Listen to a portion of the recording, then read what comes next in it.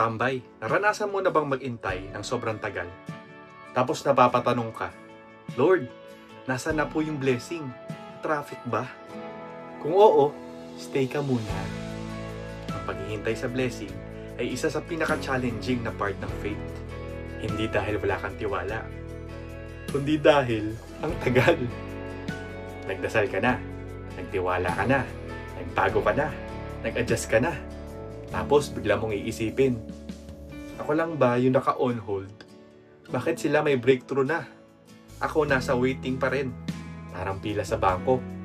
Nakaupo ka na, may number ka na, pero parang ang tagal kang tawagin.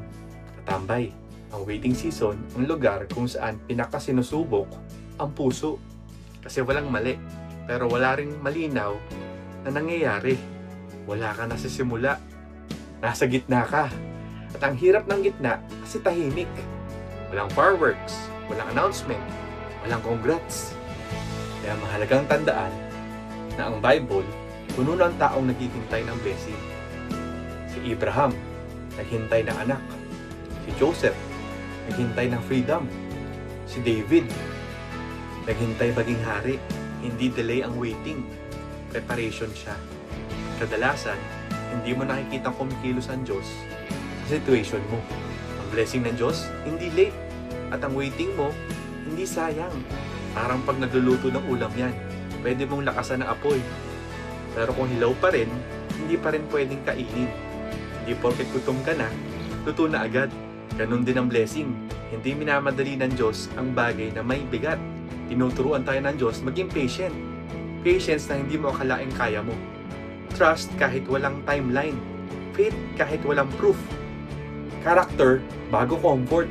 Dependence bago reward. Waiting refines you before it rewards you. Katambay, baka iniisip mo ngayon, ano pa bang kulang? May mali ba sa akin? Nakalimutan ba ako ni God? Hindi ka na pag-iiwanan at hindi ka mali. On process ka lang. Kaya habang nag-iintay ka katambay, wag mong i-undervalue ang season na to. Hindi ka na stuck. Hinahanda ka. Hindi ka delayed. Pinoprotektahan ka. At hindi ka pinapahirapan ng Diyos. Pinapalalim ka. Darating ang blessing sa tamang oras, sa tamang paraan, at sa tamang version mo. Kaya kapit lang. Kung pinaghihintay ka ng Diyos, may dahilan. At siguradong may dala siyang mas mabuti para sa'yo.